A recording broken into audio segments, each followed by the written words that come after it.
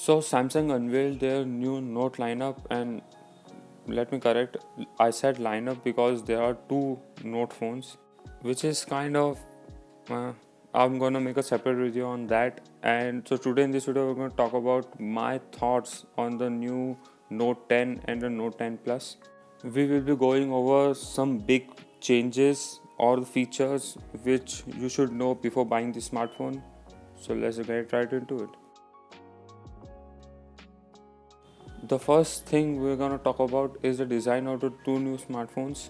So the design is the typical Samsung dual front-end glass design, which is the best in the industry like always. And Samsung has also moved their camera sensors from the middle of the phone to the left of the phone and in a vertical order. So I guess they did it to separate the S lineup with this the Note lineup because they look kind of similar. The next thing on the list is the display of the new two smartphones, and this time Samsung has decided to go with the Infinity O display, but the camera being in the middle. And just like always, this is gonna be the best display in the market, probably just like the Note 9. Samsung is literally the best when it comes to the display, and I don't think the new Note's gonna disappoint you. And the next thing we're going to talk about is the removal of the headphone jack. And you probably know about this thing, the good old headphone jack. Samsung said they didn't had any space to put it, which is a lie, man. I mean, you can put a S Pen in there and you can't fit a headphone jack. I mean, I don't buy it. I respect Samsung for putting in the headphone jack for this many years after the whole industry removed it. So RIP.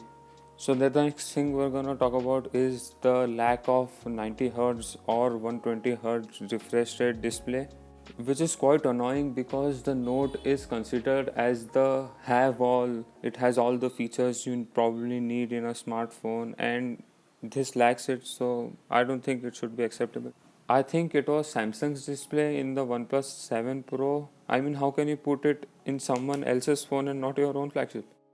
So the next thing we're going to talk about is the price. So the Note 10 starts at $949 and the Note 10 Plus at $1,999. So that's around less than what you pay for the 10s Max, which I think is acceptable considering what features are we getting on the 10 and the 10s Plus, or 10s on 10 Plus.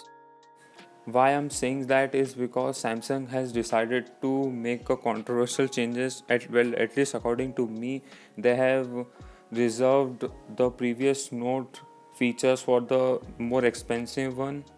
You can say, for example, the Note 10 has 1080p and the Note 10 Plus has the 1440p, and the you can only upgrade your storage on the Note 10 Plus.